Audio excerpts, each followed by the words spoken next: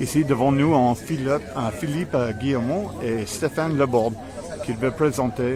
J'ai l'honneur de vous présenter Stéphane Laborde, qui est l'inventeur de la monnaie libre, qui nous vient de Perpignan et qui est venu avec Mathieu Guise, qui nous vient de Toulouse et qui est l'un des grands spécialistes français de la monnaie libre, qui parlera peut-être après Stéphane pour les aspects peut-être un peu plus pratiques. Alors quel est le rapport entre la monnaie libre et le café des libertés ? Eh bien c'est justement la liberté.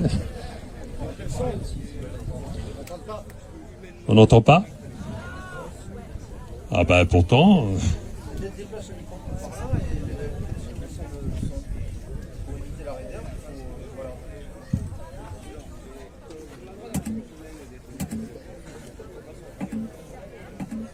Voilà, oui, donc le rapport entre la monnaie libre et le café des libertés, c'est bien entendu la liberté.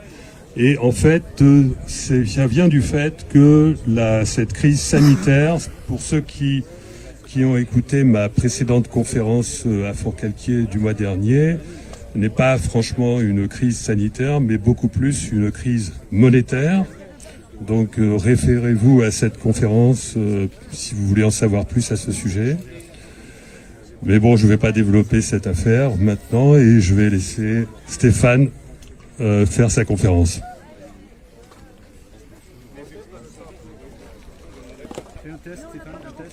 Bonjour à tous. Donc aujourd'hui, je vais vous parler de monnaie libre. Alors la monnaie libre existe depuis 2017 en tant que monnaie utilisée. Donc ça fait à peu près 4 ans et elle se nomme la June. Alors ça s'écrit G1, bon peu importe l'écriture, vous notez que ça s'appelle la June et ça s'écrit G1. Alors je vais vous expliquer un peu ce qu'est la monnaie libre et en quoi elle se différencie des monnaies qui sont non libres. Qu'est-ce qu'une monnaie libre par rapport à une monnaie non libre? Alors, nous vivons tous depuis très longtemps, même depuis très longtemps, en utilisant un intermédiaire d'échange qu'on appelle monnaie et qui nous sert de référence pour évaluer tous les prix de toutes les valeurs échangeables. Il existe aussi des valeurs non échangeables, donc qui ne sont pas mesurées justement, de toutes choses. Ainsi, quand vous calibrez le prix d'une maison que vous vendez, de légumes, de choses à manger, de biens, de services, vous évaluez cela dans une même unité de mesure que vous appelez monnaie. Et c'est ce qui vous permet, les uns et les autres, de calibrer ce prix. Et vous savez que quelque chose qui vaut 10 vaut, par définition, 10 fois plus que quelque chose qui vaut 1. Mais en disant 1 ou 10, je n'ai pas précisé l'unité de mesure. Et vous comprenez assez simplement que si derrière le 1 ou derrière le 10, je dis dollar ou je dis rouble, vous allez vite comprendre en fait qu'il ne s'agit pas du même 1 et du même 10. C'est bien les mêmes nombres, mais selon l'unité de mesure que je mets derrière, c'est pas la même chose. Vous retrouvez ce phénomène quand vous mesurez des longueurs. Si vous dites ceci vaut 5 unités de longueur et ceci vaut 1, vous savez que ça fait 5 fois plus, mais ça suffit pas. Si derrière le 5 ou le 1, je mets des miles, ou bien je mets des kilomètres, ça ne sera pas la même chose. Donc un nombre ne suffit pas à définir une grandeur. Alors cela, les physiciens le savent depuis très longtemps. Les matheux ont plus de mal avec ça, parce que les matheux traitent les nombres sans unité de grandeur.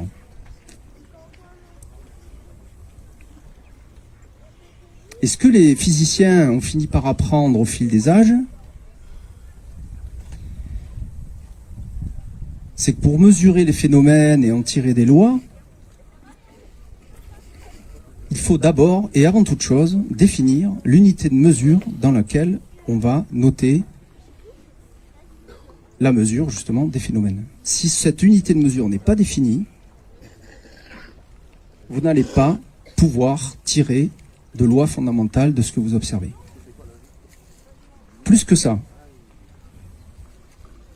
Et le travail continue d'ailleurs, parce que ça fait un bout de temps que la chose a été comprise.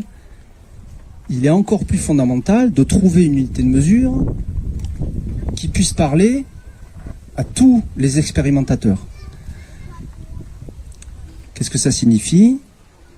Ça signifie que l'unité de mesure doit posséder une propriété d'invariance. Précisons mieux les choses. Après la Révolution de 1789, les Français ont défini une unité de mesure qui se voulait justement invariante ou universelle, mais ça revient un peu au même, en disant arrêtons de parler dans les anciennes unités de mesure, la coudée de ceci, le pied de cela, etc., etc. Essayons de trouver une unité de mesure qui parle à tout, qui puisse parler à tous les êtres humains. Donc volonté d'universalisme. Ils ont défini le mètre. Comment l'ont-ils défini?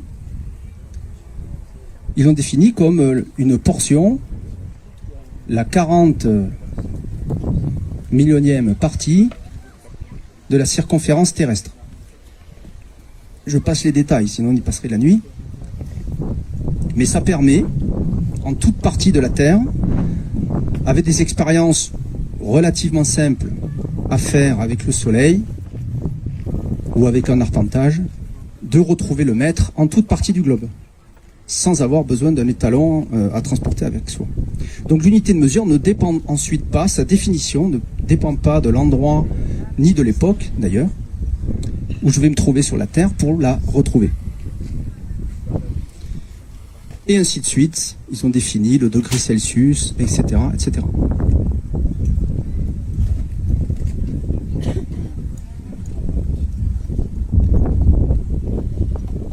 Alors, muni de ce bagage, il se trouve que le Stéphane qui est là, il a vécu de près deux grands toboggans qui s'appellent la bulle de l'Internet en 2000, puis la bulle des subprimes, ou dite des subprimes, en 2008. Et voyant ce toboggan de près, la première fois, on va dire, ça fait des sensations intéressantes, bon c'est très bien. La deuxième fois, ça fait de nouveau des sensations intéressantes, mais ça commence à me poser question. Et je me dis, mais ces choses qui montent et qui descendent, on appelle ça la bourse, on appelle ça des valeurs économiques, ou des valeurs au sens large, mais c'est des valeurs économiques, échangeables, dans une unité de mesure. Donc comment cette montée, cette descente sont-elles mesurées? Autrement dit, ben je me suis posé la question que théoriquement tout scientifique bien formé devrait se poser. Avant de dire que ça monte et ça descend, vérifions quelle est la définition de l'unité de mesure du phénomène. Pourquoi?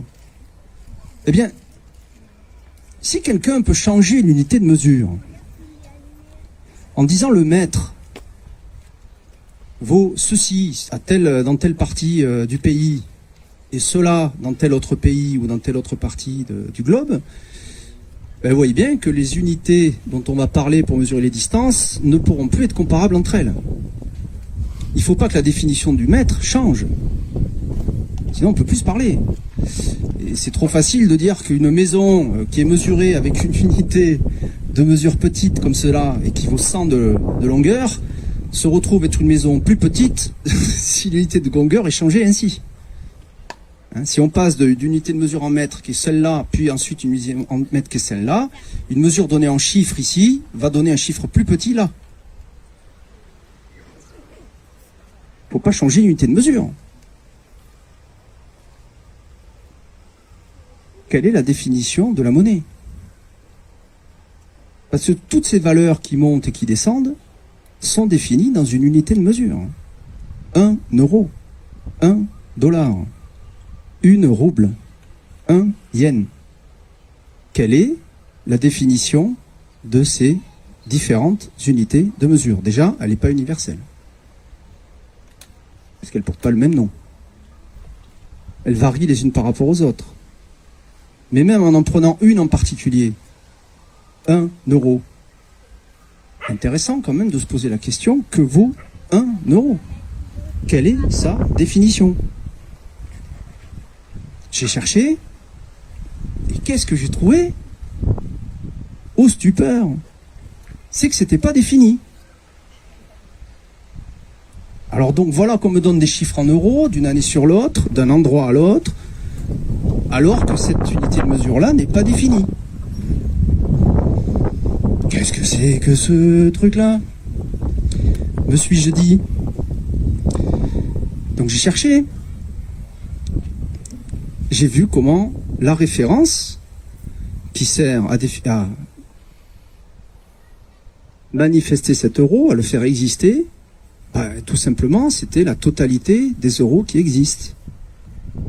Qui sait, dans cette audience, combien d'euros existent actuellement en zone euro? Levez la main, ceux qui savent. Donc vous êtes ignorant de l'unité de mesure que vous utilisez tous les jours. Vous ne savez pas combien il y en a. Moi je sais combien il y a de mètres autour de la Terre, hein, puisque le mètre est défini comme une portion de la Terre. Donc si je dis que la Terre mesure 40 000 kilomètres, 40 millions de mètres, hein, je ne suis pas loin de la vérité. Parce que je connais la définition. Elle a un peu évolué depuis, mais je ne parle pas des détails. Si vous ne savez pas combien il y a en totalité d'euros, c'est la même chose en fait, si vous voulez, que comme si c'était la Terre et que vous ne connaissez pas la portion. 1 euro ne vaut que par rapport à la totalité des euros qui existent. Alors je vais vous donner la réponse parce que je sens que ça commence à bouillonner. Il y a actuellement à peu près 15 000 milliards d'euros qui ont été créés. Comment ils ont été créés? Et par qui? Parce que là, il ne s'agit pas d'un phénomène naturel. Il ne s'agit pas d'un objet de la nature qui préexiste à l'homme. Il s'agit bien d'une création de l'homme. Si c'est une création de l'homme, c'est bien des hommes qui ont créé cette masse d'euros. Ça, c'est encore un autre problème. Mais le premier problème, c'est savoir combien il y en a. Eh bien, il n'y en a pas une quantité fixe déjà. Ah tiens, alors bon, ça c'est embêtant quand même. C'est comme si la Terre, elle grossissait, elle diminuait tous les ans, vous voyez. C'est embêtant pour mesurer les choses.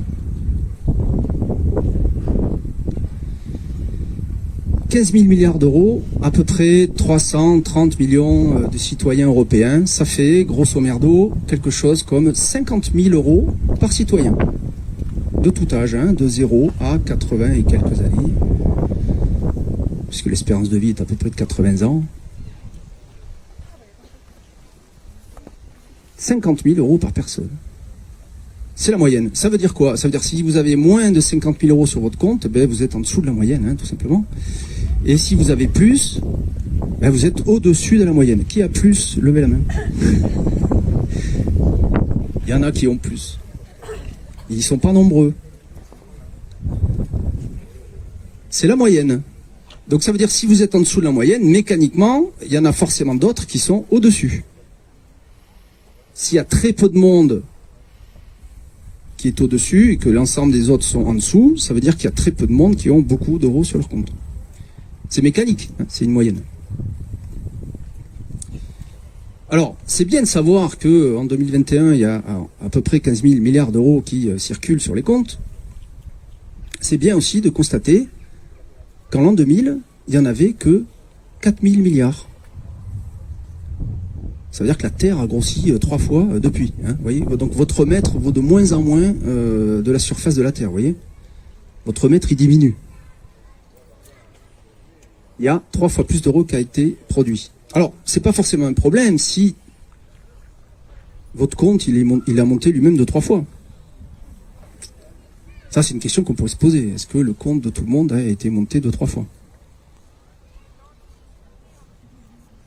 Bref. Mais ensuite, c'est intéressant, donc c'est bien de noter déjà que ça évolue dans le temps. Ça change.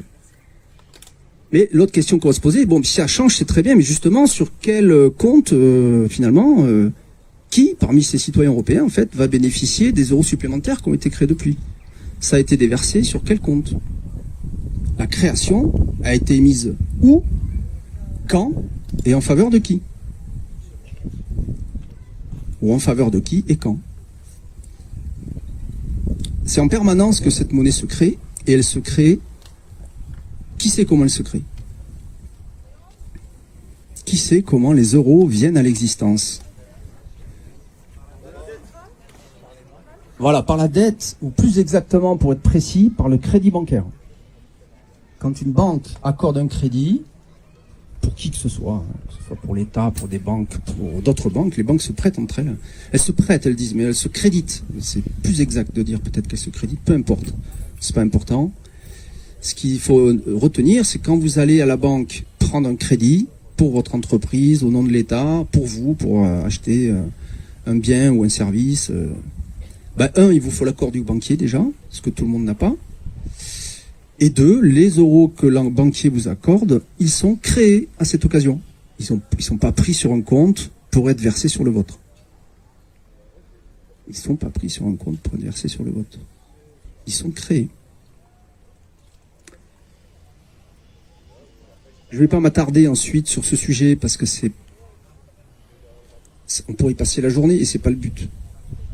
Ce qui est important, c'est de noter cette chose-là.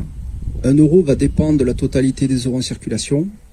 C'est pas pareil de posséder 1 euro quand il y en a 15 000 milliards que d'en posséder 1 euro quand il n'y a que 4 000 milliards. À nombre de citoyens constant. Voilà des paramètres intéressants à retenir. Et puis, savoir que tout le monde ne peut pas créer des euros. Seul un centre de décision, le système bancaire, privé ou public, banque centrale ou banque privée, crée des euros. Les autres acteurs économiques n'ont aucunement le droit de créer des euros. Tout ceci étant contrôlé par la Banque centrale qui ne fait finalement que contrôler théoriquement ce que les banques font et que la crise de 2008 a montré que ce contrôle ne marchait pas. Les banques ont créé beaucoup plus de monnaie qu'ils n'avaient théoriquement le droit d'en créer, ce qui montre qu'en plus cette règle n'est pas respectée. Mais peu importe. Nous vivons donc avec une unité de mesure fluctuante dont la quantité qui sera déversée dans une zone économique donnée dépend exclusivement du bon vouloir d'une catégorie d'acteurs économiques qui s'appelle les banques,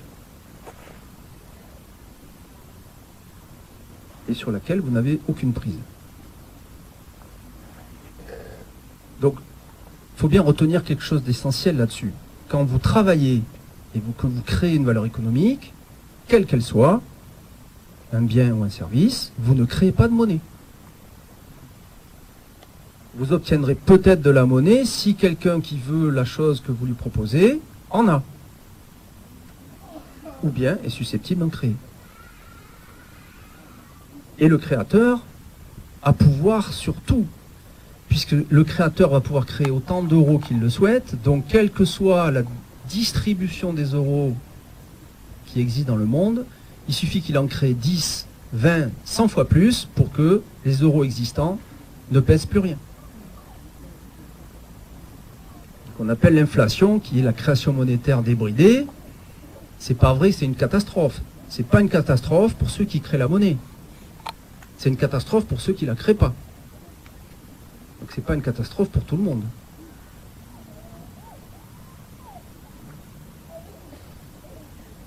J'en finis là. Après 2008, et pour faire simple, parce que des monnaies alternatives, il en existe depuis presque toujours, depuis que la monnaie existe. Mais est arrivé en 2011, 2012, même 2010, 2009 même peut-être. Mais je crois que c'est 2009 en fait, la première apparition. Une nouvelle monnaie qui a commencé à faire du bruit 4-5 ans plus tard et qui s'appelle le Bitcoin. Le Bitcoin, nouvelle monnaie, très étonnant pour ceux qui ont l'habitude de créer la monnaie une monnaie monopolistique, une monnaie présente partout, une monnaie en abus de position dominante, pourrions-nous dire, d'avoir arrivé un concurrent. Intéressant. Quoique le Bitcoin ne soit pas une monnaie libre. Ça n'est pas une monnaie libre. Mais c'est intéressant de s'y arrêter. Pourquoi? Le Bitcoin démontre que la monnaie, ce qu'on pouvait déjà deviner avant, mais il le démontre de manière flagrante et aux yeux de tous, que la monnaie, in fine, c'est que des nombres. Le Bitcoin, c'est quoi? C'est que des nombres. Il n'y a rien derrière. C'est pas du matériel, ça n'est lié à rien. Ça n'est que des nombres qui circulent dans des bases de données informatiques. Ça n'est que ça.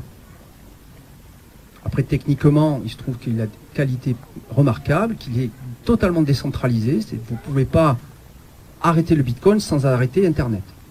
Parce que le Bitcoin est présent sur tout Internet, par l'ensemble des machines qui travaillent de concert, grâce à une technologie nouvelle qui apparaît, qui s'appelle la blockchain, et qui permet de décentraliser entièrement à la fois la base de données et la capacité d'écrire dans cette base de données. Et je passe sur les détails, vous avez tous les détails sur Internet. C'est ça qui en fait la nouveauté, ça n'est contrôlé par personne, et pas par son créateur non plus. Le créateur de Bitcoin n'a pas du tout de privilège sur le Bitcoin. On ne sait même pas qui c'est d'ailleurs. Et peu importe. Pourquoi? Parce que le Bitcoin repose sur un principe qui est remarquable et qu'il faut absolument enregistrer aussi, c'est qu'il se crée sur la base d'un logiciel libre. Tiens, le mot libre apparaît. Magnifique. Qui connaît les logiciels libres? Mon café des libertés, ça va pas, les gars. Exactement. Linux est un logiciel libre. Mozilla Firefox est un logiciel libre. Thunderbird est un logiciel libre. Apache est un logiciel libre. XMPP est un logiciel libre. Mastodon est un logiciel libre. Diaspora est un logiciel libre. FileZilla est un logiciel libre. Tous les systèmes informatiques que vous utilisez ont leur équivalent en libre.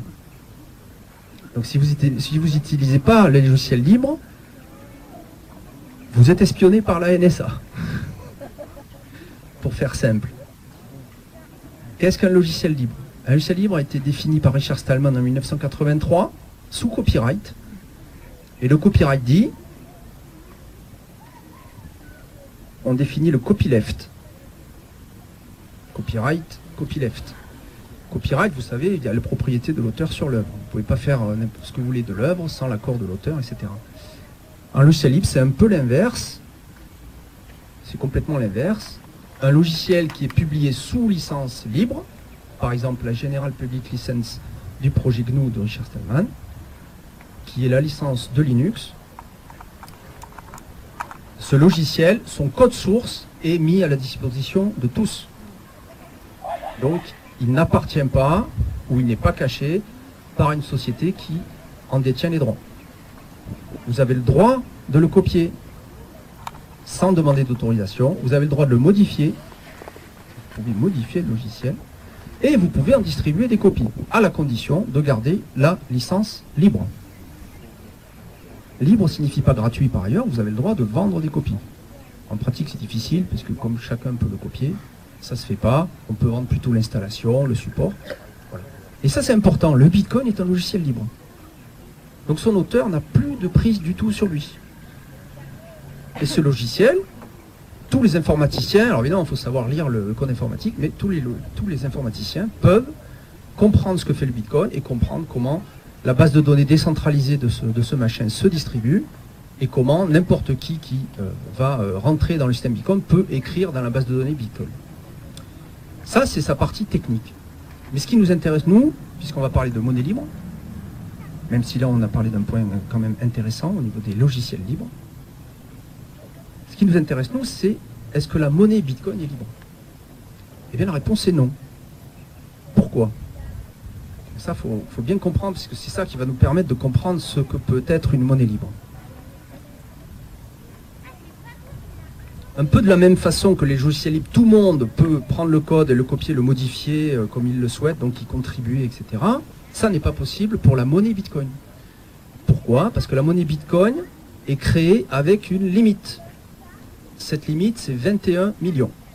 On ne peut pas, par sa définition, créer plus que 21 millions de bitcoins. Donc, les premiers à utiliser le bitcoin entre les années 2009 et aujourd'hui, 2021, 12 ans plus tard, ont créé, pour l'essentiel, la majorité des bitcoins. Il ne reste plus grand chose à créer puisque près de 20 millions de bitcoins ont été créés aujourd'hui. Il ne reste plus que 1 million à créer. Donc c'est une monnaie, premier arrivé, premier servi. Donc les premiers ont pu créer du bitcoin, donc ont pu finalement participer de cette monnaie en créateur, ce que les êtres humains qui arrivent plus tard dans le temps ne peuvent plus faire. A contrario, un logiciel libre, il reste libre tout le temps. Il n'y a pas une génération qui peut créer le logiciel et une autre à qui tu dis non, non, tu peux plus. Mais là, dans le Bitcoin, si. Donc ça n'est pas libre, parce que même d'ailleurs pour les créateurs, seuls ceux qui possédaient des machines assez puissantes ont pu créer des bitcoins, donc c'est pas accessible à tout être humain. Mais en plus, sa limitation fait que, premier arrivé, premier servi, tous les êtres humains ne pourront pas, ne seront pas en mesure de, ça ne veut pas dire que tous vont le faire, mais ils n'ont pas la liberté de le faire, ils n'ont pas la liberté de pouvoir participer du bitcoin. Et une fois qu'on a posé ces problèmes et ces conditions entre la monnaie dette puis le bitcoin, qui propose quand même autre chose, on comprend l'essentiel qui va nous amener à comprendre ce qu'est une monnaie libre. 1. La monnaie, c'est essentiellement des nombres associés à des règles. Très important. 2. Selon que le code est privé ou libre, ça n'est pas la même chose. 3. Si tout le monde n'a pas le pouvoir de création monétaire, il y a des privilégiés devant la création monétaire. La monnaie ne peut pas être libre non plus. Une fois que ceci est posé, on a les conditions requises pour définir une monnaie libre. Qu'est-ce qu'une monnaie libre? Une monnaie libre, c'est une monnaie, qui est une masse de nombres, ça c'est très bien, ça suffit, comme les autres, ça reste une monnaie. S'il faut que ça soit un moyen d'échange, sinon c'est plus une monnaie, on peut parler d'autre chose, mais là on parle de monnaie. 2, il faut que tous les êtres humains qui participent de monnaie créent la même part de monnaie. S'il y a des privilégiés devant la création monétaire, des gens qui peuvent créer plus de monnaie à un instant T ou dans le temps, on aura une monnaie qui sera non libre. Quelles sont donc, in fine, les formes de monnaie qui peuvent répondre à ces conditions? Il n'y a pas les, c'est une seule forme. Ça, c'est un théorème de mathématiques assez simple. Enfin, en tout cas, c'est du niveau, en tout cas de mon temps, j'en sais rien aujourd'hui, mais c'est du niveau à peu près de terminale de lycée, c'est l'année du bac, en terminale scientifique.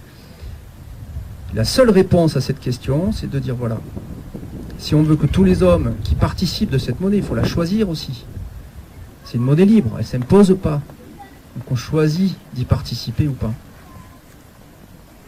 Si on veut que tous les êtres humains donc, qui choisissent de devenir membres de la monnaie libre, producteurs de la monnaie libre, si on veut que tous participent de la même création monétaire, il faut que si je crée de la monnaie, tout le monde crée la même part. Première condition. 2, dans le temps, il ne faut pas que les générations qui arrivent ensuite, après nous, ne puissent pas créer la même part de monnaie que nous. Ça implique que la proportion de monnaie que chacun va créer doit être stable dans le temps et doit uniquement dépendre de la masse monétaire moyenne. Pour la June, c'est très simple. Aujourd'hui, la June est définie tout simplement conformément à une monnaie libre. La monnaie se crée tous les jours pour tous les membres de la monnaie libre par un dividende universel qui se crée tous les jours à 12h30. C'est 12h30 ? Est-ce qu'il est Mathieu? C'est 12h30 ou 12h15, enfin je ne sais pas l'heure exacte en fait. Mais tous les jours, voilà, un dividende universel arrive sur le compte des membres de la monnaie libre. Et 2, ce dividende et la somme des dividendes que chacun va pouvoir créer tout le long de sa vie va converger vers la moyenne de la monnaie par personne. C'est-à-dire, si on reste suffisamment dans la monnaie libre, on va créer le même pourcentage de monnaie qu'on y entre maintenant ou qu'on y entre dans 10 ans, à condition ensuite d'y rester suffisamment de temps.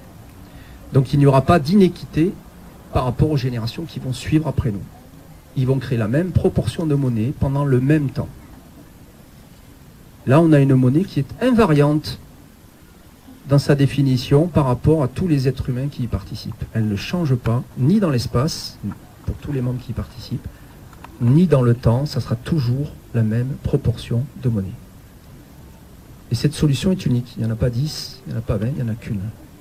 Ça ne veut pas dire qu'il ne puisse pas y avoir plusieurs monnaies libres, mais il faudra qu'elles se créent sous cette même forme.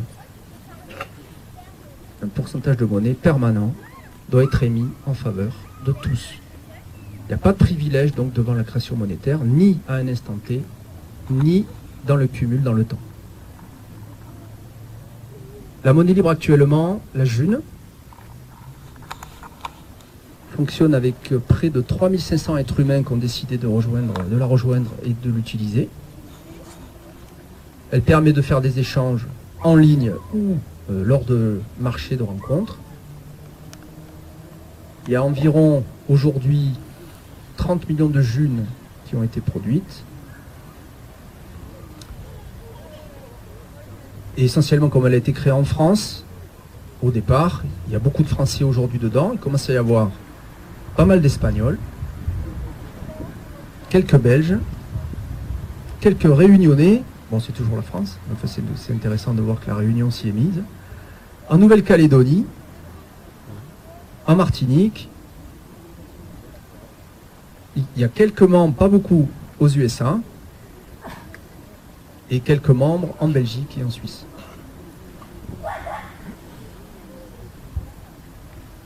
Ici à Fort-Calquier, Sisteron, un des premiers à avoir rejoint la monnaie libre, c'est Philippe Guillemant. Alors quel futur il y a vu, je ne sais pas.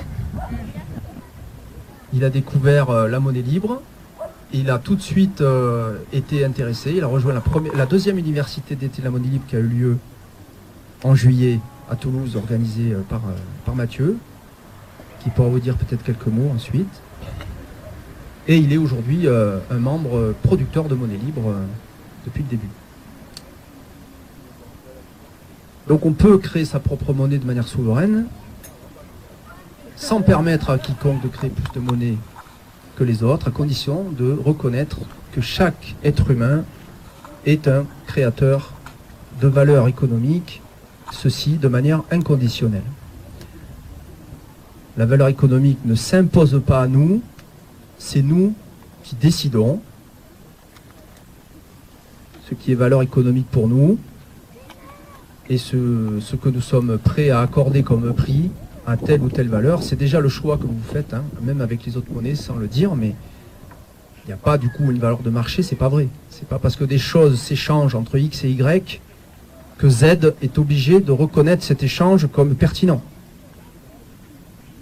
Et ceci, c'est un principe de relativité qui est bien compris en physique depuis une petite période, puisque c'est à peine 500 ans que Galilée a prononcé ce principe en physique et qui s'applique assez simplement en économie pour peu qu'on s'en donne la peine, de reconnaître que chaque être humain crée des valeurs économiques sans même que l'on soit en mesure de les reconnaître. Ça, c'est important. On peut reconnaître l'être humain comme créateur de valeurs économiques quand bien même on ne voit pas ce qu'il crée. Ça, c'est dur à admettre au début, mais si on veut qu'autrui ne nous juge pas quant à ce qu'on crée, il faudrait faire pareil avec eux. Si on ne veut pas qu'on soit jugé sur ce qu'on crée, vous savez, peut-être c'est un problème que beaucoup d'entre vous peut-être ont reconnu, est-ce que vous avez le sentiment que ce que vous avez créé tout le long de votre vie et ce que vous créez aujourd'hui est reconnu à sa pleine valeur? Qui, aujourd'hui, accepte, reconnaît, levez la main, que vous êtes reconnu quant à votre création de valeur à un juste prix? Tiens, ça c'est une question intéressante. Allez, on en a un. Bravo. Alors après, bien sûr, attention, le prix en monnaie, c'est pas le prix vis-à-vis de tout autre référent. La monnaie, c'est censé être un référent commun. Quand vous faites un échange-troc, vous ne faites pas de monnaie, c'est autre chose. La monnaie a ceci de particulier qu'elle devient un référent commun, comme le mètre est une unité de mesure commune. On peut ne pas utiliser le mètre. Et si on veut pouvoir parler et être entendu, il vaut mieux utiliser le mètre.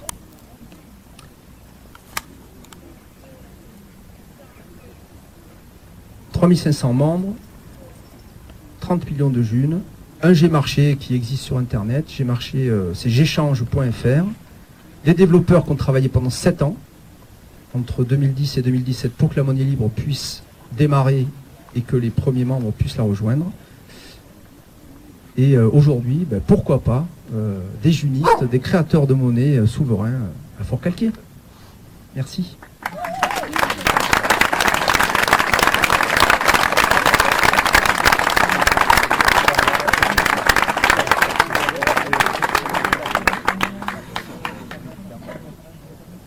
Peut-être quelques questions, peut-être. Oui. Sur les 3500, quelle est la dépendance entre, échanger une monnaie sur de la matière première finie, transformée, et quel impact a la June sur la matière primaire? Puisque le combat, c'est aussi d'aller échanger avec cette monnaie sur des matières premières qui seront utilisées après pour créer une économie. Oui, tout à fait. Oui, alors ça prend du temps. On n'en est pas là tout à fait, mais ça commence à venir, hein, puisqu'il y a déjà, et Mathieu pourra confirmer peut-être après, mais il y a déjà des boulangers qui vendent de leur pain alors qu'ils achètent leur blé aussi en monnaie libre. Mais ça reste encore, je ne vais pas vous mentir, ça reste balbutiant. Une monnaie qui est créée depuis 2017, c'est très très peu de temps. La monnaie qu'on utilise, elle a plus de 500 ans d'existence sous la forme de crédit. Sous cette forme, enfin, on pourrait monter encore plus loin, mais qu'elle commence, disons, à se diffuser dans le public sous cette forme-là, en tout cas.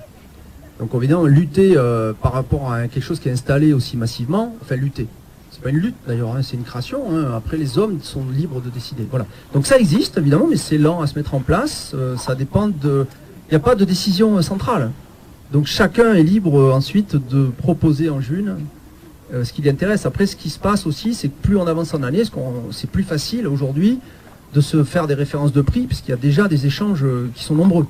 Donc on peut regarder tout ce qui s'échange et se faire une idée de ce qui nous intéresse ou pas, de ce qu'on reconnaît ou pas, et donc de calibrer ce que nous on est prêt à offrir en monnaie libre par rapport à ce qu'on voudrait obtenir. Voilà. Et au début, c'était beaucoup plus dur. Puisqu'au début, on crée la monnaie libre et tant qu'il n'y a pas des offres, on ne sait pas ce que ça vaut. Voilà.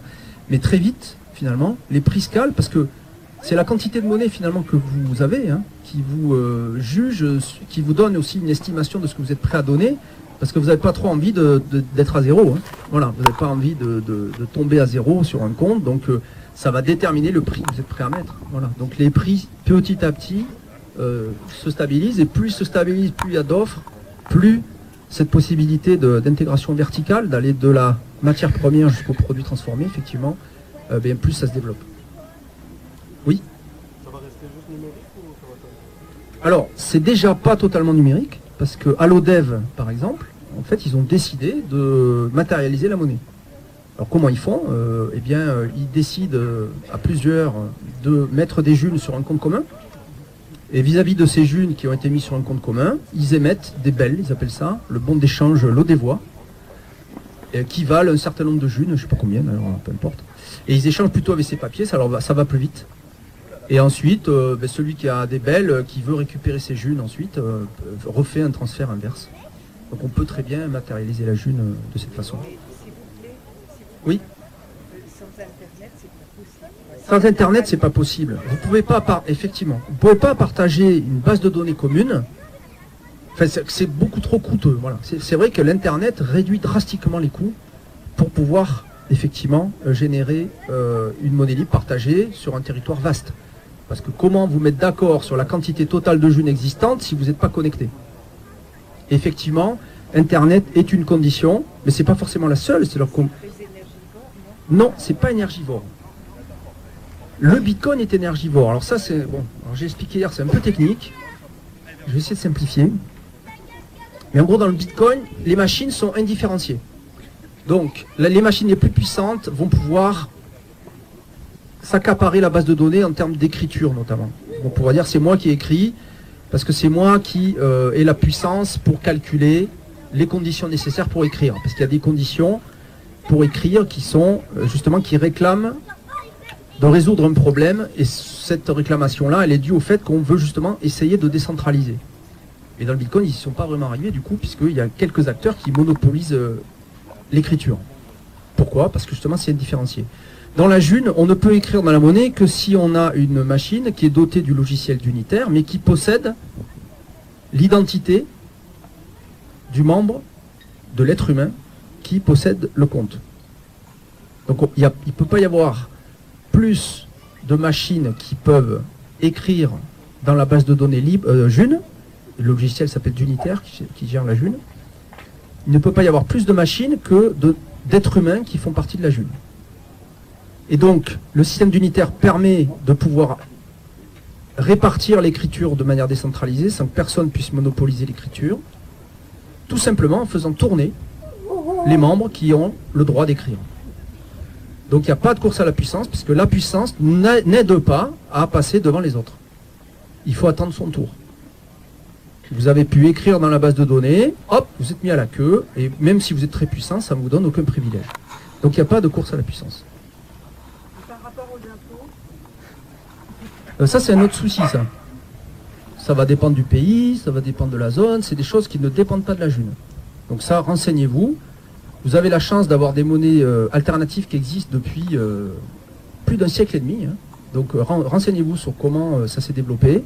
Vous avez le VIR suisse, par exemple, peu de gens le savent, mais ça existe depuis 1935. Hein. Le VIR, c'est une monnaie qui a été créée en 1935, ils sont aujourd'hui plus de 70 000 membres, et ils étaient à l'époque à peine 50 ou 70. Et c'est une monnaie alternative au franc suisse, ça existe, et ça existe très bien. Par ailleurs, vous avez le Bitcoin maintenant, il a été reconnu par plein de pays. Il a été rendu monnaie légale au Salvador, il est reconnu par l'Allemagne. Donc renseignez-vous sur ce qui existe sur ces monnaies, parce que ça existe déjà. Mais ça, je dirais, c'est pas mon problème, ça. Ça, c'est un problème de règles en dehors. Que décident les peuples? Est-ce que les peuples d'ailleurs sont en capacité de décider ou pas? Alors évidemment, un pays qui est sous dictature, qui décide de rien, par exemple un Chinois, à mon avis, il a intérêt à se cacher pour utiliser quoi que ce soit d'ailleurs, il n'y a pas que la June, tout, voilà. Donc évidemment, ça ne peut fonctionner que si des libertés sont existantes. Ça dépend des peuples, les peuples choisissent de vivre sous dictature ou pas, je dirais que c'est leur souveraineté, ça. Oui.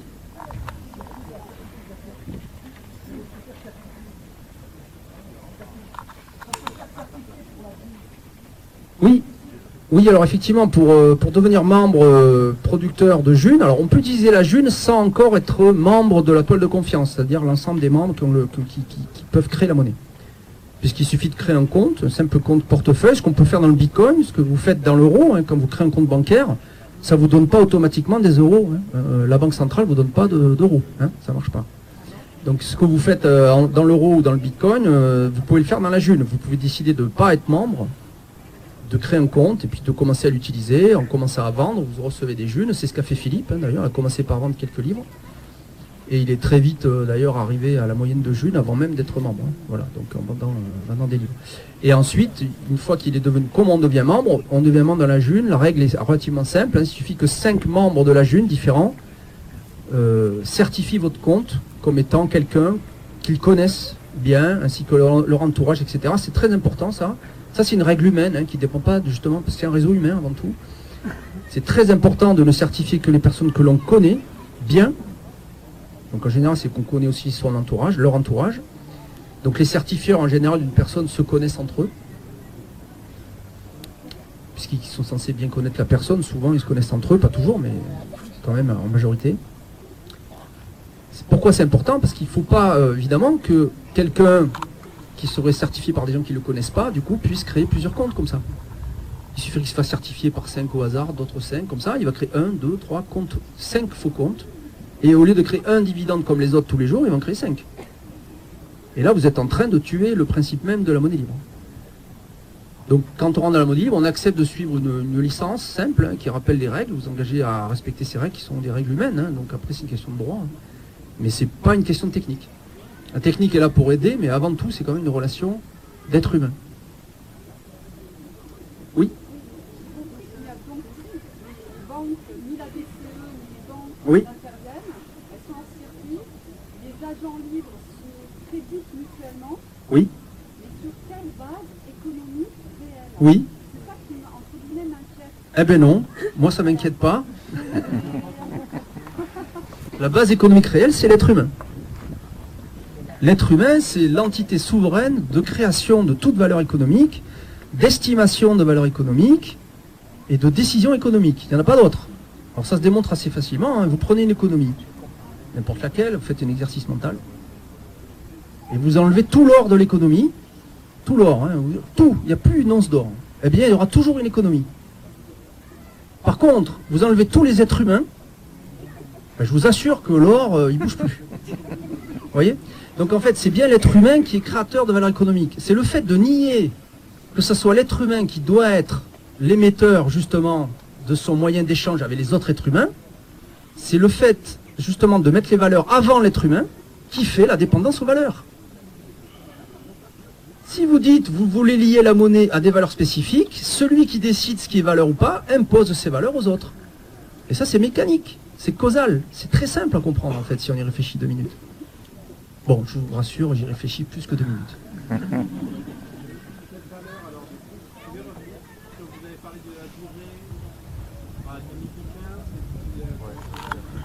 Ouais, tous les jours à midi, hein, c'est midi 30, je ne sais pas l'heure exacte, peu importe, et puis c'est en France, hein, en Argentine, ce ne sera pas la même heure.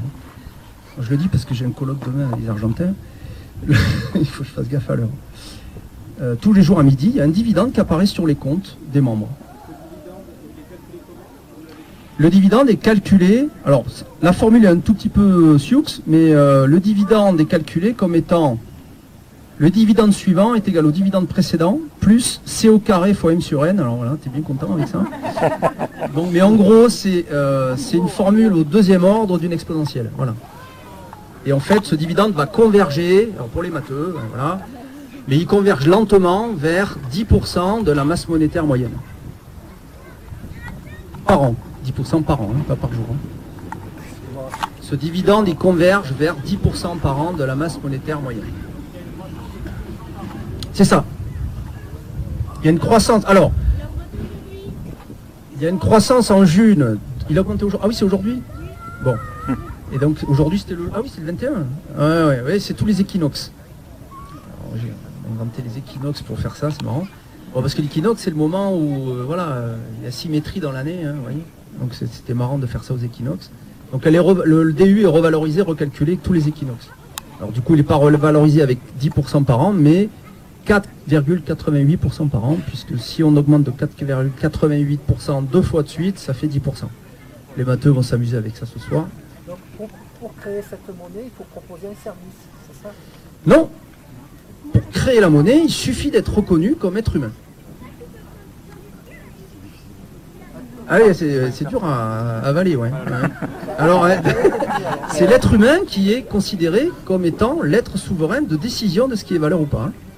Et c'est pour cette raison, si vous voulez, la monnaie libre est basée sur une théorie qui s'appelle la théorie relative de la monnaie, qu'on pourrait appeler aussi théorie relativiste de la monnaie, au sens relativiste du terme,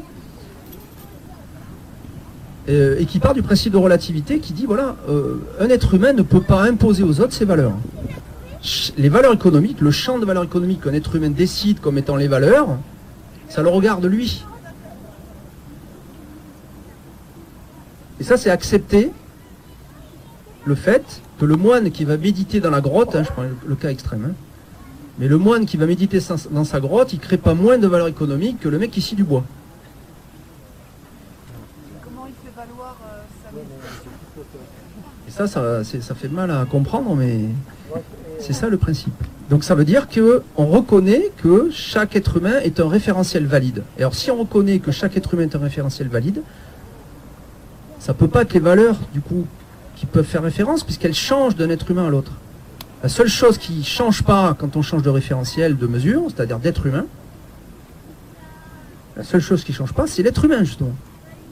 Donc c'est sur cette base que la monnaie se crée. Oui? Est-ce que c'est possible de faire une intervention? Oui? Ou non? C'est-à-dire? De présenter un autre point de vue que celui que tu as exposé. Ah ben, je sais pas. Est-ce que c'est le... Pas grave. Oui?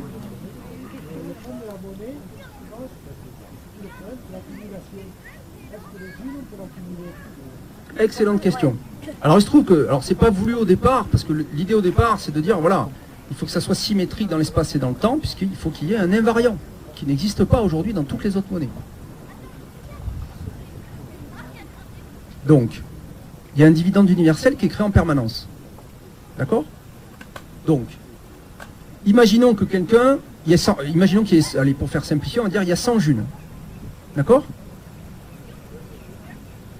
Si quelqu'un accumule toutes les junes, il a 100 junes sur son compte, mais dès le lendemain, imaginons qu'il y ait 100 membres. D'accord? Imaginons qu'il y ait 100 membres. Il y a 100 membres de la monnaie. Donc dès le lendemain que la personne a accumulé toutes les junes, il a 100 junes sur son compte, imaginons que le dividende soit de 10, la personne qui avait 100 se retrouve à 110, et les 99 autres ont 10 sur leur compte. D'accord? Ça veut dire qu'il y a 990 junes qui viennent d'apparaître. Donc celui qui avait tout sur son compte, il a 110 pour 110 plus 990 de monnaie, dès le lendemain.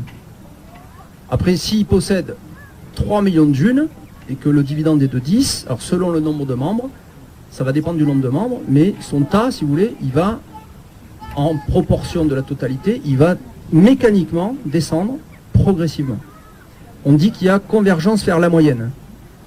Alors c'est un phénomène qui est finalement relativement simple à comprendre mathématiquement. Il suffit, alors ceux qui ne sont pas convaincus, il faut un tableur, prenez un tableur très simple, avec 3 colonnes, 3 personnes, tout ça pour faire simple. Vous partez avec un dividende de 10, vous rajoutez 10 sur les comptes, et puis ensuite vous regardez comment les comptes convergent les uns vers les autres. Et vous pouvez aussi compter ce qu'on appelle en relatif, parce qu'on n'est pas obligé de compter en junes, on peut aussi compter en dividende. Alors comme le dividende vaut toujours 10% de la masse monétaire, d'accord, dans la monnaie, il ne peut pas jamais y avoir plus que 10 dividendes. Si le dividende vaut 10% de la masse monétaire vaut 10 dividendes. Vous y êtes là? C'est simple. Donc, en comptant en dividendes, la monnaie libre ne bouge pas. Ce qui réfute totalement toute notion d'inflation sur toute monnaie, ce raisonnement. C'est pas la question. La question, c'est qui a le lendemain plus de monnaie sur son compte et qui n'en a pas plus. Mais si tout le monde crée la monnaie en même temps, ça ne pose pas de problème. Par contre, si certains peuvent créer plus de monnaie que les autres, là, ça crée un différentiel. Pour bien comprendre ça, alors ceux qui veulent vraiment creuser, qui ont fait un peu de maths, pas besoin d'en faire beaucoup. Il y a un module qui existe, que vous pouvez réaliser, qui a été réalisé par d'autres, donc vous pouvez regarder aussi les vidéos qu'ils ont faites, etc. Ça s'appelle le module Galilée, du nom du célèbre physicien. Module Galilée, vous tapez module Galilée, théorie relative de la monnaie, ou module Galilée, monnaie libre, sur Internet, vous allez trouver la page du module. C'est une série de questions et d'exercices. Et il y a des gens qui l'ont résolu, ceux qui ne veulent pas prendre la peine de le faire peuvent regarder au moins les solutions. Et vous allez vous convaincre très rapidement de ce principe. Le principe est que les comptes convergent tous vers la moyenne. Voilà, c'est une propriété, c'est pas une volonté au départ, c'est une propriété de l'invariance de la création. Oui. Donc maintenant, j'ai un portefeuille, comment je fais pour trouver 5 personnes pour me certifier sur ce papier? Alors, exactement, très bonne question. Comment... Mathieu, tu peux répondre à ça? Nadia, allez Nadia. Vas-y. L'idée en fait c'est de pouvoir... L'idée c'est de vous mettre en lien, de vous rencontrer autour de ce qu'on appelle nous du côté de l'Occitanie à Toulouse les G-marchés. Il y a 4 ans quand j'ai fait le choix de basculer, de faire un pas de côté et de dire moi quand j'ai écouté les conférences de Stéphane puis Mathieu, j'ai fait bon ok ouais j'ai envie d'expérimenter. Mais du coup comment on fait quoi? On n'est que 59, donc il faut qu'on se rencontre, il faut qu'on crée une économie, un commerce. Donc on a lancé les premiers G-marchés. Voilà, au début, on improvise, chacun amène un bout de tarte, des tomates du jardin, des bijoux faits maison. Et puis d'autres sont venus de loin, de Belgique, de Rennes, de Montpellier, parce qu'on n'était pas très nombreux. Et puis ça a grossi. Il y a aussi une question de patience et de temps. J'en discutais avec une dame là qui se demandait justement, qui se posait la même question. Et je dis c'est des étapes, c'est par étapes que ça se construit. Et il ne faut pas compter que sur la part de création. C'est vraiment sur le côté, l'économie que vous allez créer entre vous par réseau. Voilà. C'est vraiment une monnaie qui met en lien, en interaction et qui met vraiment l'humain au cœur de l'économie. Ça c'est hyper puissant quoi. Quand on a compris ça, on se dit waouh, en étant dans la monnaie libre, j'ai ce pouvoir de donner la valeur aux choses en premier et ça c'est... Enfin, moi je m'éclate quoi. J'adore organiser des événements et depuis 4 ans, à côté de mon taf, hein, je travaille en psychiatrie, mais à côté de ça, je m'organise pour faire des événements. Bon, il parlait de l'université d'été de la monnaie libre. On a fait la 2e édition. Bon, c'est un des plus gros événements, mais il y en a d'autres à côté. Il y a une économie. On a loué des barnums en june, et on a des musiciens, des groupes qui sont venus, qui ont demandé à être payés en june. On a les tables au niveau des boissons, au niveau du bar. Enfin, on a vraiment développé tout un réseau au bout de 4 ans et c'est que le début quoi. Donc il faut se faire certifier à Fort-Calquier. Pour le moment, il y a des personnes qui sont certifiées. Philippe a lancé grâce à Philippe Guillemont, le réseau va démarrer. Nous, c'est la 2e fois qu'on vient ici dans votre région, à votre rencontre. On vient faire du lien et c'est très plaisant. Et du coup, Philippe devient un peu le centre du nœud et du coup, nous, on l'a certifié hier. On a été aussi accueillis chez Stéphane Longuet dans sa famille. Donc, on va le certifier. Je connais Christina, parce qu'on a été aussi chez elle. Eva, enfin voilà, j'ai déjà du lien ici. Du coup, j'ai confiance en Philippe. Le fait d'avoir confiance en Philippe, ses amis proches, je vais les certifier. C'est ce que j'ai fait d'ailleurs hier. Et petit à petit, ça arrivera jusqu'à vous. C'est la toile de confiance. Il s'étend comme ça. C'est un petit témoignage. Voilà. Une question, je te la posais quand même. Je peux pas. Après. Et la question, je la poserai pas comme ça, effectivement. Donc là, Nadia et Pierre ont répondu. Mais une autre façon de répondre aussi, c'est de dire, il ne s'agit pas de trouver des gens qui te certifient. Il s'agit de trouver des amis proches qui te connaissent et qui sont membres de la June. Ce qui est différent. Alors tu me diras, j'ai pas d'amis dans la June. Oui, mais les amis, ça change. Si vous voyez, par exemple, actuellement, il y a une soi-disant pandémie, ça fait couper des familles et des gens qui sont trouvés alors qu'ils ne se connaissaient pas. Vous voyez, quand il y a des crises comme ça ou des changements, on crée de nouveaux amis, quoi. Voilà, et il y a certains qu'on oublie un peu. Voilà. Donc les liens, ça change. Donc évidemment, si vous vous intéressez à la monnaie libre, vous allez venir aux événements monnaie libre, et petit à petit, vous allez vous faire des amis. Et parmi ceux-là, s'ils s'intéressent à la monnaie libre, c'est sans doute qu'il y aura déjà quelques certifiés. Petit à petit, ça se fait. Voilà. Et donc il y a déjà 2 ou 3 certifiés à Fort-Calquier. Et ça va aller vite parce que s'il suffit qu'il y en ait 5 pour que vous soyez autonome pour commencer à en certifier d'autres. Donc par capillarité ça se fait. Soit vous connaissez déjà et vous êtes intéressé, soit vous allez être amené à connaître. Voilà, Philippe, on ne se connaissait pas il y a encore 6 mois. Hein. À 6 mois, je ne savais même pas qui c'était, Philippe Guimont. Et c'est ses travaux qui m'ont intéressé en fait. C'est moi qui l'ai contacté du fait de ses travaux sur la physique de l'esprit et les futurs déjà réalisés, etc. Toute sa théorie qui m'a fortement parlé, voilà. Et c'est moi qui l'ai, je crois que c'est moi. Je sais plus si c'est lui ou moi. Un peu les deux, je crois, en même temps, quoi. Voilà. Et voilà. Et après on s'est rencontrés très vite. On a fait des vidéos sur Internet, mais c'est pas suite à ça que je l'ai certifié. Je l'ai certifié à partir du moment où j'ai eu 2-3 mois de connaissances avec lui, puis qu'il est venu aussi. Il est venu à l'université d'été, et puis que je sais où il habite, donc je peux le retrouver, hein. Attention. Voilà, donc ça c'est important. Il n'y a pas intérêt à faire des conneries. Hein. Oui. Pourtant, une monnaie qui a un étalon. C'est l'expression d'un système, c'est le système de change local, et l'étalon, c'est le temps 60 grains. Oui, alors le problème de ça, ouais, mais le temps, oui, mais le problème de ça, c'est que ça se déploie pas, parce que ça existe depuis les années 70, et ça reste local, et souvent les projets sont abandonnés, parce que ça, d'abord, c'est pas très bien défini. C'est bien que ce soit le temps, ça veut dire que la création monétaire est pas forcément bien réglé, que le temps par ailleurs il court sur une horloge qui est bien définie au niveau physique, et les grains ne suivent pas ça. Donc c'est des choses qui paraissent définies sur un étalon, mais si on creuse vraiment et si on regarde, ça n'est pas le cas. Nous sommes pas tous égaux par rapport à l'argent, mais par autant, oui. Oui, mais les grains ne sont pas du temps. Eh oui, mais c'est bien ça, c'est que ça prétend refléter quelque chose, et quand on regarde, non, ça ne le reflète pas. Et pour ça, il faut le voir, il faut le faire des expériences, même simulées. Et je vous invite en tout cas à étudier la monnaie libre et voir en quoi ça se différencie. Voilà, au moins ça. Et y réfléchir. Parce que la monnaie libre, justement, dans sa définition,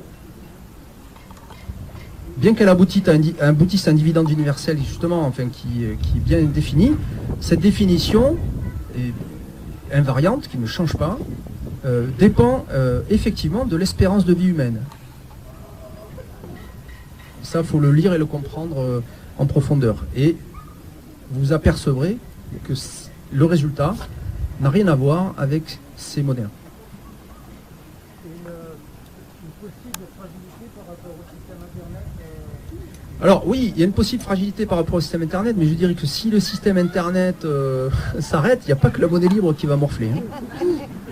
Voilà. Donc oui, il y a une fragilité. Ceci dit, ce qu'il faut comprendre, c'est qu'Internet, justement, a été créé dans le but d'être extrêmement robuste. Qu'est-ce que ça veut dire? Ça veut dire même si 90% du réseau Internet est coupé, les 10% qui restent, ils marchent comme si c'était rien passé. Alors évidemment, il y a plein de sites qui ne seront pas inaccessibles, mais l'Internet lui-même marchera. La monnaie libre elle-même peut très bien être déportée sur un réseau local, entièrement coupé d'Internet. Alors après, évidemment, pour qu'elle reste partageable entre zones, il faudra que ces zones se connectent. Mais on peut le faire sans passer par l'Internet mondial. On peut le faire avec un intranet.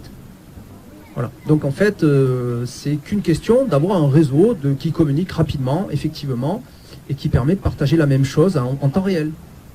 Puis-je au moins poser une question? Bien sûr, absolument. Je fais beaucoup d'efforts.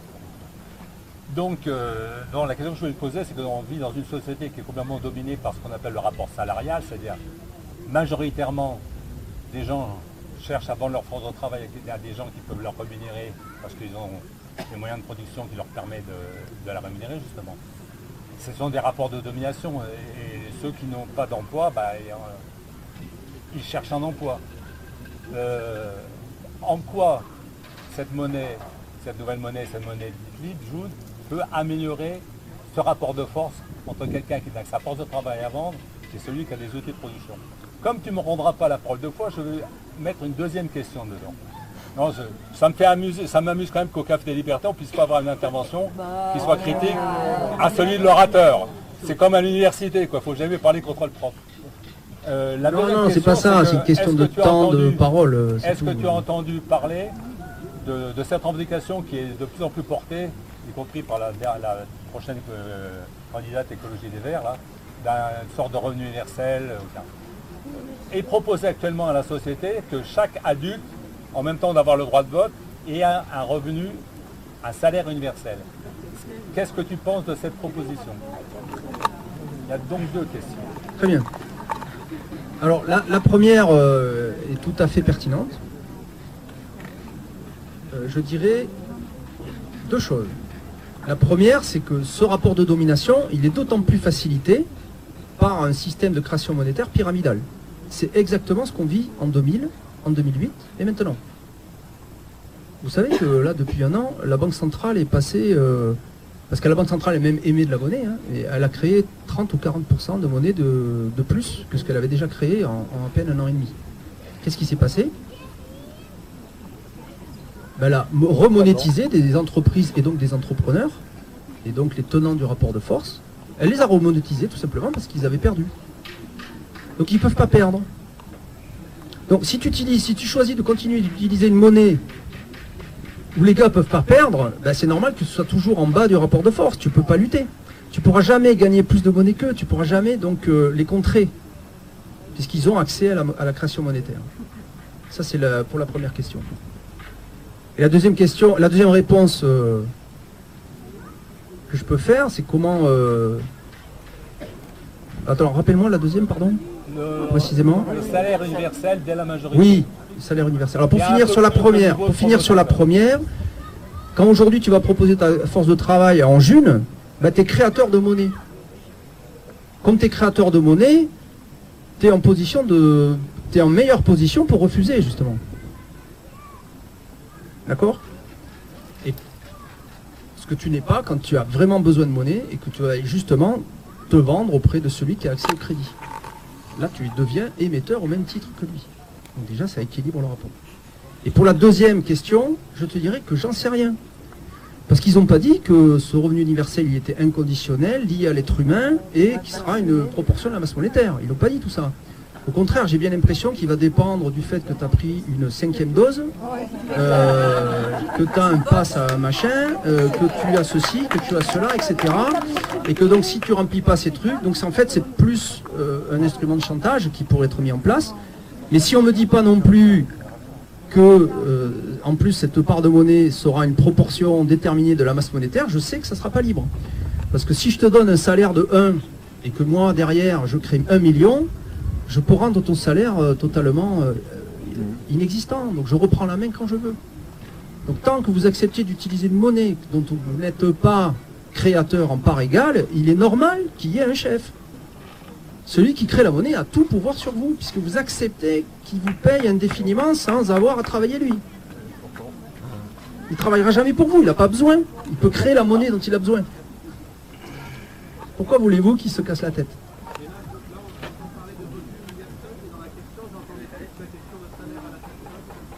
C'est la même chose, peu importe, c'est une quantité de monnaie qui va être déversée à la personne. Si elle n'est pas inconditionnelle et si elle n'est pas une proportion de la masse monétaire, j'ai pas envie d'en parler, ça ne m'intéresse pas. C'est pas une monnaie libre. La monnaie libre est fondée sur l'être humain, indépendamment de toute condition, de toute valeur. C'est ça la question. Donc la question c'est quelles sont les modalités de ce truc-là. Est-ce que c'est une proportion de la masse monétaire ou pas? Est-ce que c'est lié à des conditions? Si l'une ou l'autre n'est pas respectée, c'est pas une monnaie libre. Terminé, fin de l'histoire. C'est aussi simple que ça. Et comme c'est jamais dit, ces sujets-là ne sont jamais explicités, pour moi, rien n'a été dit. Ok. Une question, que devient ton compte June? Tu disparais? Oui. Oui. Que devient ton compte? Très bien. Alors ça m'étonne toujours cette question. Alors il suffit de faire un raisonnement logique. Voilà, 2 personnes ont 1 million de June sur leur compte. Bon.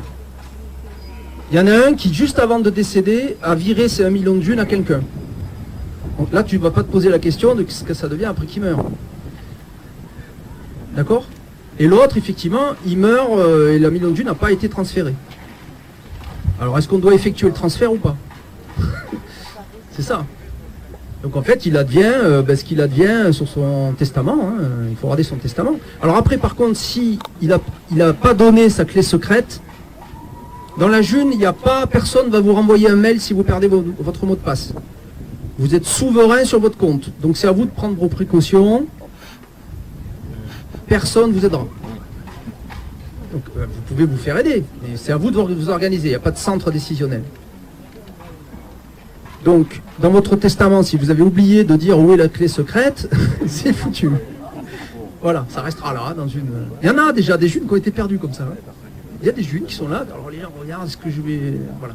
Ceci dit, à long terme, ces Junes vont ne plus peser dans l'économie de toute façon, hein, puisqu'il y a une création permanente, donc elles vont peser de moins en moins. Oui? Moi j'ai une question sur les enfants, la valeur humaine de l'enfant. Absolument. Alors, il n'y a pas de limitation d'âge, hein, c'est-à-dire que dès qu'un être humain naît, il y a un principe de tutelle hein, pour un enfant, c'est-à-dire c'est les parents, par défaut, qui sont responsables. Donc ils peuvent très bien faire certifier le compte de l'enfant et qui devient automatiquement créateur de monnaie. Alors après, ils peuvent, c'est les parents tuteurs qui décident. Après, moi, j'ai pas. Après, c'est des règles sociales, ça. Hein. Mais il n'y a pas de. C'est un être humain, donc voilà.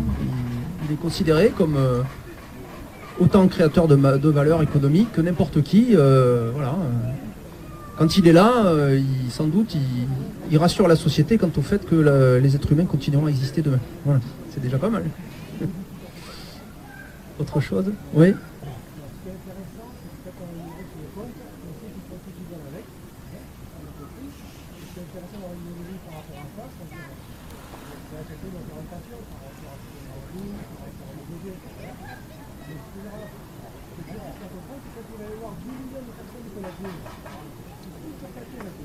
Oui.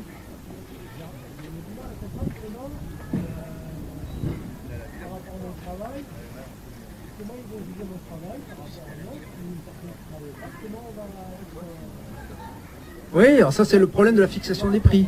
Hein, tu parles du problème de la fixation des prix. Ben, il suffit que tu regardes pour voir comment ça fonctionne, la fixation des prix. Le mieux, si tu peux le comprendre intellectuellement, mais tu peux aussi le comprendre expérimentalement. Donc regarde comment la June a évolué. Depuis 2017, au départ il y avait 0 June. Puis le premier jour, il y a eu 10 Junes sur l'ensemble des comptes des 59 premiers membres. Puis après il y a eu plus de membres, plus de Junes, etc. Et aujourd'hui tu vas sur par exemple j'échange.fr et là tu vois que les prix en June existent et que les gens ont fixé des prix. Donc tu fixeras tes prix facilement en regardant ce qui t'intéresse et combien ça vaut en June et combien tu es prêt à donner de ton travail pour obtenir ces choses-là. Donc si tu fais le rapport, tu verras donc le prix que tu vas pouvoir y mettre, sachant qu'en donnant un jour de ton travail, tu vas bien obtenir derrière les choses que tu voulais en June. Tout simplement. Alors c'est plus facile maintenant qu'au début. Voilà. Et ça peut évoluer, ça évolue après, hein, parce que les êtres humains autour de toi ne sont pas obligés de t'acheter ton travail. Hein. Il faut bien comprendre ça aussi. C'est-à-dire toi tu vas estimer que ton travail ça a de la valeur, et je suis sûr que tu as raison. Mais malgré ça, il se peut que tous les gens autour de toi estiment que non, ils n'en veulent pas. C'est frustrant, mais voilà, il faut faire avec. Oui.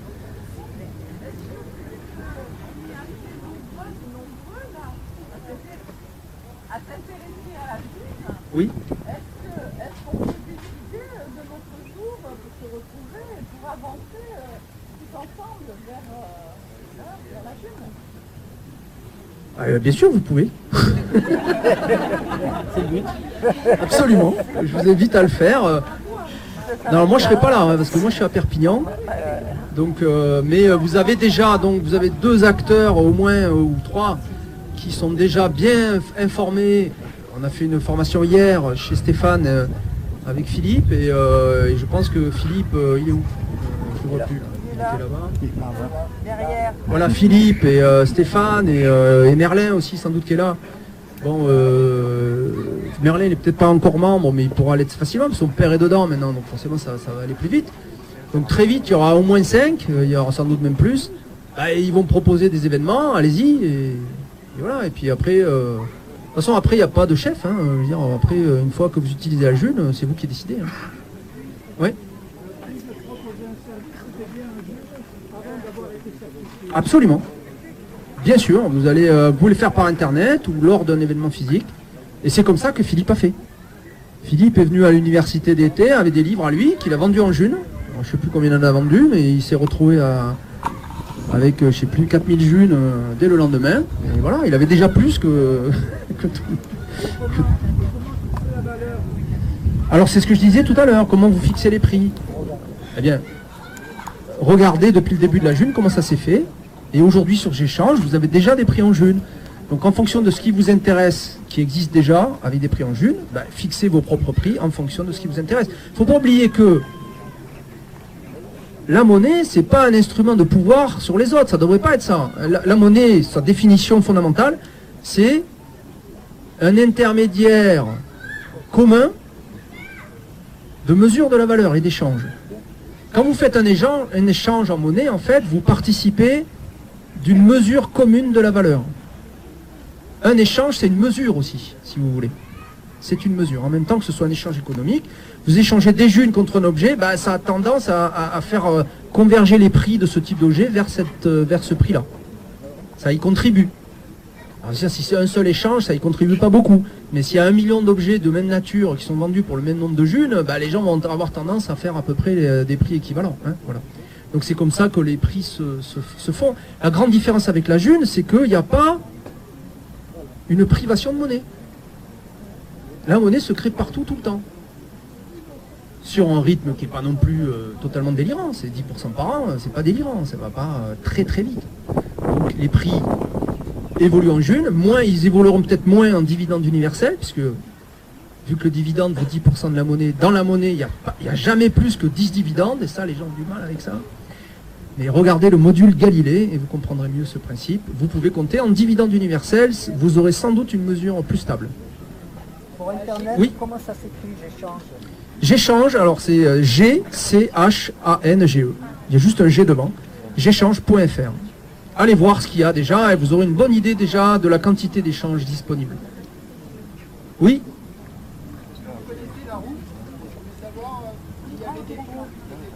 La roue?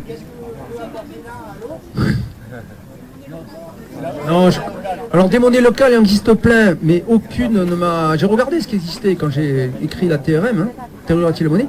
J'ai jamais trouvé, nulle part, aucune monnaie créée sur un invariant spatio-temporel. Nulle part.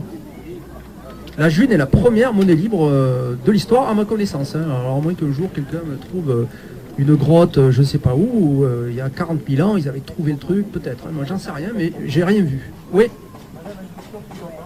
Oui. J'ai un voisin justement qui a été impliqué dans la roue et quand je lui ai parlé de la June, il m'a répondu mais c'est pas une monnaie légale. Alors est-ce que ça répondrait un peu à cette question sur les impôts qu'on a eu tout à l'heure? Voilà, je voulais savoir. Est-ce que le Bitcoin est une monnaie légale? Ben, ça dépend où. Mais quand on crée quelque chose, est-ce que ça peut être légal au départ? Est-ce que la loi peut connaître quelque chose qui vient de se créer? Voilà, c'est ce que je pense. Pour le moment, il n'y a pas beaucoup. La loi ne peut pas définir quoi que ce soit concernant un objet qui n'est pas reconnu, qui est nouveau. La loi ne fait normalement, théoriquement, dans une bonne loi, un bon système, la loi ne fait qu'interdire en gros ce qui est dangereux. On interdit les comportements dangereux. C'est essentiellement, théoriquement, ça se limite à ça. Ça ne vous dit pas ce qu'il faut faire. Une loi vous dit ce qu'il ne faut pas faire. Mais quant au nouveau comportement, on n'en sait rien, puisqu'on n'a pas mesuré la dangerosité, etc. Voilà, donc en fait, on ne peut pas définir ce que c'est. Il faut savoir que, par contre, pour ce qui est du Bitcoin, par exemple, c'est devenu le monnaie légale officielle au Salvador, officielle, et reconnu par l'Allemagne, non pas en tant que monnaie, mais qu'actif numérique, mais ça ne change rien. Vous pouvez changer de Bitcoin contre quelque chose, du coup, ça peu importe. Donc la question de la légalité, je dirais, c'est pas de toute façon de la nature de la monnaie. Moi, la monnaie, elle est ce qu'elle est. Si la loi, ici ou là, dit qu'elle est légale ou pas légale, moi je m'en fous, ça ne me concerne pas. S'il faut que je change d'endroit pour que ça soit légal là-bas, je change d'endroit peut-être. Voilà, donc c'est un autre problème ça. Les lois dépendent des endroits, etc. Et puis donc ça ne dépend pas de la monnaie. La monnaie est ce qu'elle est. Oui. Est-ce qu'on pourrait avoir un cas concret, s'il vous plaît? Par exemple, ce soir, on a envie d'ouvrir un compte en June. Et qu'est-ce que permettrait de devenir membre, de devenir certifié? Un cas concret. Oui, alors il y a des formations pour ça. On en a fait une hier chez Stéphane. Bon là je peux pas, il faut un ordinateur. Donc je peux pas vous le montrer. Mais c'est relativement simple. Alors vous avez un logiciel que vous pouvez installer et vous aurez tout. Ce logiciel s'appelle Cesium. Alors pourquoi il s'appelle Cesium? Je vous le dis quand même, c'est intéressant. Sans doute, ouais. Césium, c'est le nom d'un atome, l'atome de césium en fait, et qui sert à définir le temps justement. Aujourd'hui, le temps moderne est défini sur le temps de transition d'un photon entre deux états du césium. Enfin, je ne sais plus exactement la définition, mais c'est lié à la lumière et à l'atome de césium. Et comme la June intègre dans sa définition l'espérance de vie humaine, qui est un temps, donc il y a vraiment une notion de valeur temps dedans, qui est même fondamentale. À noter que la théorie relative de la monnaie, justement, a été préfacée par un économiste important, qui s'appelle Yolande Bresson, professeur d'université, qui a conseillé énormément de projets en France, notamment sur le Concorde. Il a aidé à fixer les prix du Concorde. Il avait développé une théorie dans les années 80 qui s'appelait le capital temps ou la valeur temps. Et quand il a découvert la TRM, ça lui a plu. Voilà. Donc voilà, tout ça pour dire pour le temps. Donc le césium est en référence à l'atome de césium qui sert à définir le temps. C'est un logiciel que vous pouvez installer. Et il y a tout dedans. Vous verrez là, il y a des onglets pour avoir tout sur la monnaie. Tout sur les serveurs qui font tourner la monnaie, les blocs. Bon, pour la blockchain, ça c'est un peu technique, mais vous pouvez créer un compte. Voilà, alors vous n'aurez pas de June dessus, vous n'êtes pas membre, mais vous verrez comment les gens se certifient.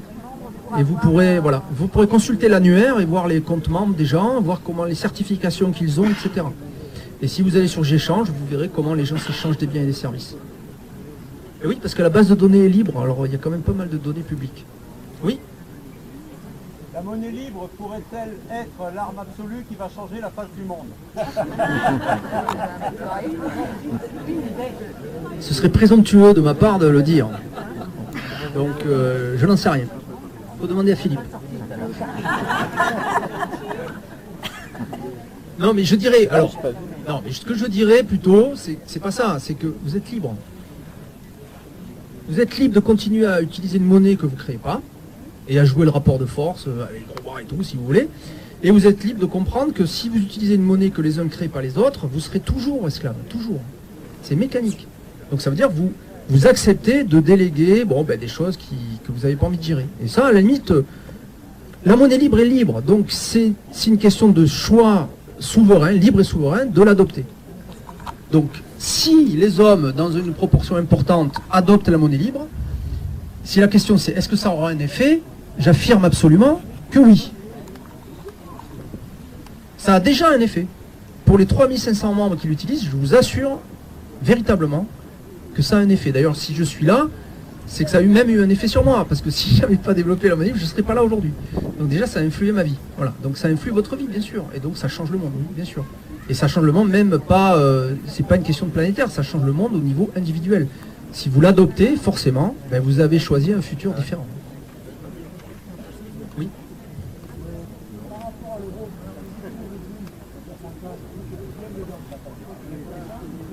Alors, le mieux, je ne vais pas vous dire de chiffres, parce qu'il n'y a pas de référence autre que l'être humain pour créer la June. Mais, ce que vous pouvez faire, si vous voulez vous faire une idée qui sera de votre propre estimation, c'est d'aller sur J'échange, encore une fois. Vous verrez le prix des choses en June, vous verrez l'estimation que vous avez en euros, vous ferez un rapport, et ça vous donnera une idée. C'est la meilleure chose à faire.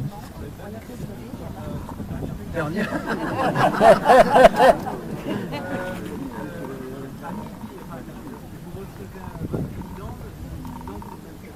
Exactement.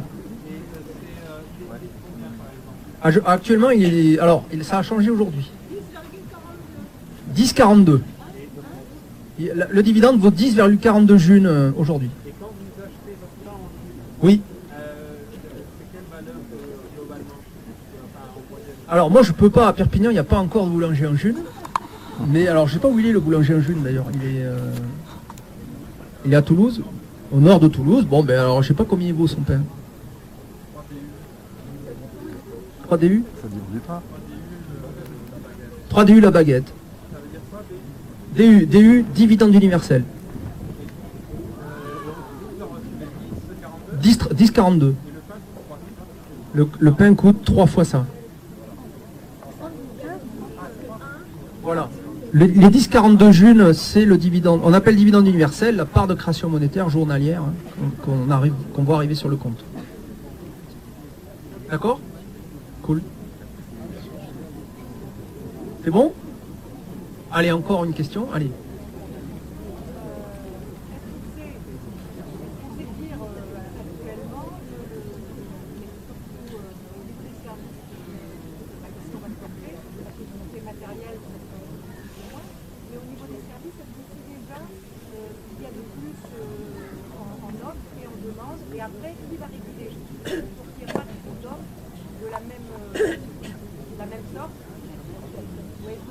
Alors je ne sais pas si les partisans de la June sont très partisans d'une régulation.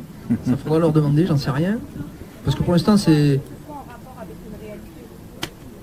Oui, alors ça, moi j'en sais rien, je ne sais pas. Les gens sont libres, alors pour l'instant, personne n'a décidé de réguler rien. Alors peut-être un jour ça viendra. Donc j'ai aucune idée. Ça dépendra de ce que veulent les gens, quoi, tout simplement. Moi je ne sais pas. Après pour ce qui est de la quantité d'offres qui existent aujourd'hui, pour l'instant, la seule place où vous pouvez un peu voir un nombre d'offres et de demandes important, ça ne veut pas dire que c'est la seule, parce que J'échange, c'est pas la place d'échange de la June. Il peut y en avoir partout. C'est indépendant de la June, les places d'échange, hein, c'est autre chose. Demain, quelqu'un peut créer un site d'échange de choses en June. Il y a même des gens qui échangent en June aujourd'hui sur le Bon Coin. Ils disent juste dans les commentaires, voilà, si vous avez des Junes, c'est tant de Junes, hein, tout simplement. Hein, voilà. Et ça, donc on peut le faire n'importe où. Donc regardez ce qui existe et vous ferez votre propre idée. Moi j'en sais rien. Il y a trop de monde, hein. Il y a trop de monde aujourd'hui. Moi je sais pas du tout ce que font les gens avec. Hein. Comme je sais pas ce que les gens font avec l'euro, hein. C'est rien du tout. J'ai pas envie de savoir souvent parce que ça m'inquiète. Alors oui. nous aujourd'hui on est venu des Bouches-du-Rhône. Oui. Et alors, quid pour pouvoir... on est venu parce qu'on en avait parlé et qu'il y a plein de monde qu'on a Oui. rencontré que ça intéresse. Oui. Comment on fait pour aller plus loin, pour leur expliquer? Est-ce qu'il y a déjà un groupe? En Rhône-Alpes? Non, dans le Bouches-du-Rhône. Dans le Ah, 13 à Bouches-du-Rhône. côté. Ah, mais très bien, oui. Donc Marseille, quoi. Enfin, ex... Bah voilà, après Aix. Ouais, ouais. Eh bien, je crois qu'il y a déjà des membres là-bas. Ouais, il y a plein de membres là-bas. D'accord. Ouais. Donc alors vous avez des groupes Telegram maintenant sur la monnaie libre, vous avez le forum monnaie libre, il y a des groupes Facebook monnaie libre. Trouvez le groupe qui concerne la zone et vous trouverez les gens. Et ces gens sans doute créent déjà des événements. Mais allez-y. Et vous proposez le vôtre. Donc il n'y a pas de règles, il n'y a pas de chef, il n'y a rien du tout. Donc la monnaie libre aujourd'hui elle tourne et personne ne peut l'arrêter. C'est-à-dire que là maintenant elle est totalement sur le net. Il suffit qu'il y ait des gens qui continuent de la faire tourner. Et personne ne peut l'arrêter, et donc il n'y a pas de centre.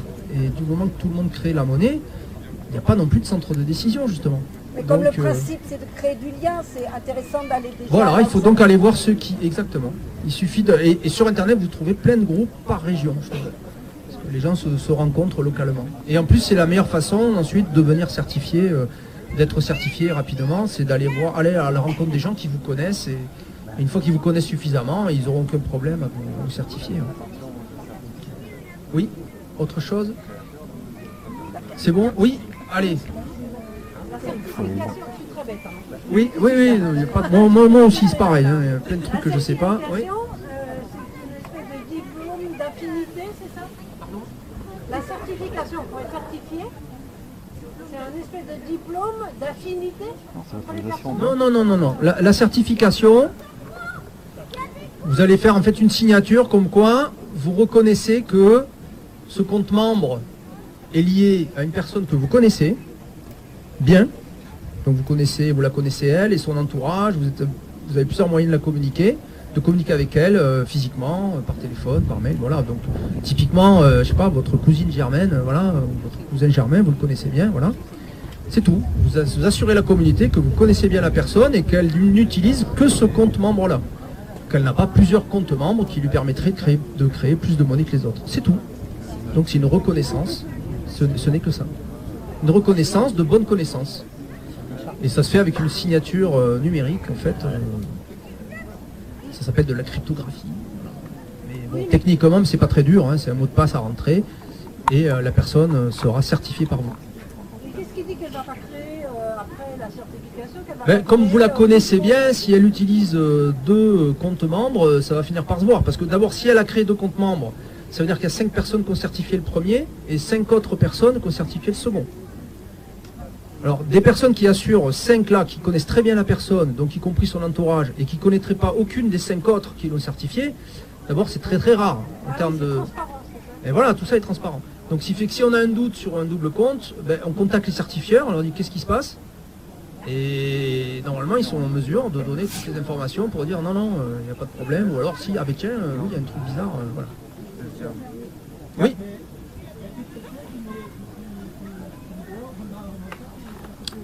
Non, c'est décentralisé. Il n'y a pas de personne, il n'y a pas de n'importe quel groupe de junistes, n'importe où, peut faire des vérifications et ensuite engager des procédures pour pas que ça continue. Il n'y a pas de centre. Quelqu'un, je dirais que c'est vous. Voilà. Si vous constatez quelque chose, vous êtes en mesure d'agir. C'est tout le monde. Oui. Il pourrait y avoir des dérives en fait, justement, puisqu'on est dans ce sujet. Est-ce qu'il pourrait y avoir des Bien sûr qu'il peut y avoir des dérives, ça dépend de vous. Si vous avez envie de dériver, vous allez dériver. Non mais pas nous personnellement, mais est-ce qu'il y a des failles en fait mais les failles sont essentiellement humaines, c'est-à-dire si vous ne respectez pas les règles, oui bien sûr.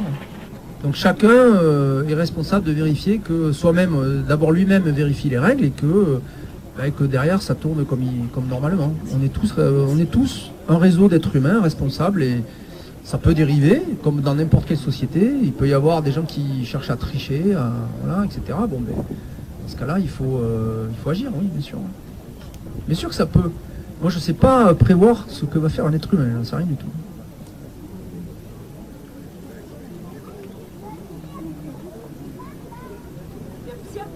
S'il n'y a plus de questions, je vous propose pour ceux qui sont intéressés de faire des petits groupes et justement aller un peu plus loin dans la pratique. Et ça, c'est une question importante, là, ce que tu viens de soulever. Et c'est surtout très important dans la phase de la certification. Je sais que c'est assez récurrent, les gens veulent vite avoir leur compte certifié, alors que c'est une phase hyper sensible à laquelle il faut prêter attention. Et il y a des règles à respecter. Et sur ces règles-là qu'on transmet, qu'il faut en prendre soin. Et du coup, si vous voulez aller un peu plus loin, il y a Joséphin, Mathieu, je suis là aussi, Philippe, on va laisser se reposer Stéphane, mais voilà, je vous propose qu'on fasse des petits groupes, c'est plus sympa, parce que grand groupe, il y en a qui n'osent peut-être pas prendre la parole, et voilà, on peut se dispatcher et répondre à vos questions, on est à dispo. Merci.